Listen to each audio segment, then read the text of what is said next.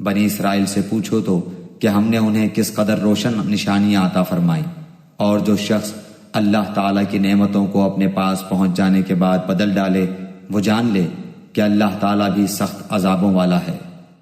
کافروں کے لیے دنیا کی زندگی خوب زینت دار کی گئی ہے، وہ ایمان والوں سے ہنسی مذاق کرتے ہیں، حالانکہ پرہیزگار لوگ قیامت کے دن ان سے اعلیٰ ہوں گے۔ اللہ تعالیٰ جسے چاہتا ہے بے حساب روزی دیتا ہے۔ دراصل لوگ ایک ہی گروہ تھے، اللہ تعالیٰ نے نبیوں کو خوشخبریاں دینے اور ڈرانے والا بنا کر بھیجا، اور ان کے ساتھ سچی کتابیں نازل فرمائیں تاکہ لوگوں کے ہر اختلافی امر کا فیصلہ ہو جائے، اور صرف انہی لوگوں نے جنہیں کتاب دی گئی تھی اپنے پاس دلائل آ چکنے کے بعد آپس کے بغض و عناد کی وجہ سے اس میں اختلاف کیا۔ اس لیے اللہ پاک نے ایمان والوں کی اس اختلاف میں بھی حق کی طرف اپنی مشیت سے رہبری کی، اور اللہ جس کو چاہے سیدھی راہ کی طرف رہبری کرتا ہے۔ کیا تم یہ گمان کیے بیٹھے ہو کہ جنت میں چلے جاؤ گے، حالانکہ اب تک تم پر وہ حالات نہیں آئے جو تم سے اگلے لوگوں پر آئے تھے؟ انہیں بیماریاں اور مصیبتیں پہنچیں، اور وہ یہاں تک جھنجھوڑے گئے کہ رسول اور اس کے ساتھ کے ایمان والے کہنے لگے کہ اللہ کی مدد کب آئے گی؟ سن رکھو کہ اللہ کی مدد قریب ہی ہے۔ آپ سے پوچھتے ہیں کہ وہ کیا خرچ کریں؟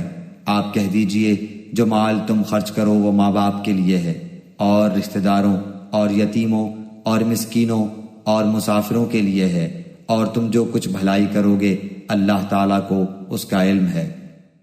تم پر جہاد فرض کیا گیا، گو وہ تمہیں دشوار معلوم ہو، ممکن ہے کہ تم کسی چیز کو بری جانو اور دراصل وہی تمہارے لیے بھلی ہو، اور یہ بھی ممکن ہے کہ تم کسی چیز کو اچھی سمجھو حالانکہ وہ تمہارے لیے بری ہو۔ حقیقی علم اللہ ہی کو ہے، تم محض بے خبر ہو۔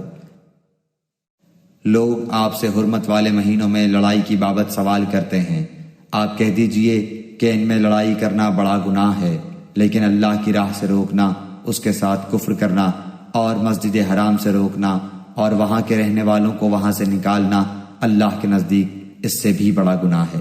یہ فتنہ قتل سے بھی بڑا گناہ ہے۔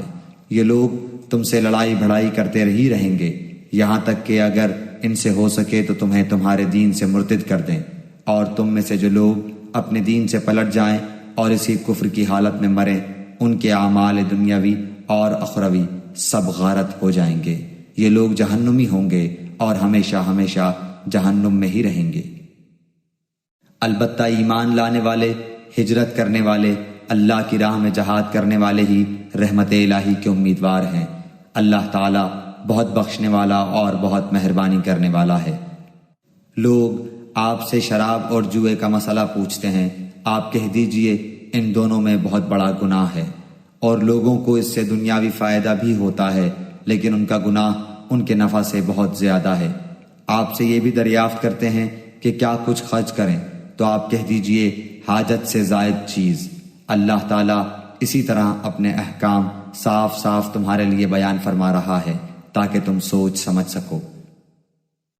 دنیا اور آخرت کے امور کو اور تجھ سے یتیموں کے بارے میں بھی سوال کرتے ہیں، آپ کہہ دیجئے کہ ان کی خیر خواہی بہتر ہے۔ تم اگر ان کا مال اپنے مال میں ملا بھی لو تو وہ تمہارے بھائی ہیں۔ بدنیت اور نیک نیت ہر ایک کو اللہ خوب جانتا ہے، اور اگر اللہ چاہتا تو تمہیں مشقت میں ڈال دیتا، یقیناً اللہ تعالیٰ غلبے والا اور حکمت والا ہے۔ اور شرک کرنے والی عورتوں سے تا وقت کہ وہ ایمان نہ لائیں تم نکاح نہ کرو۔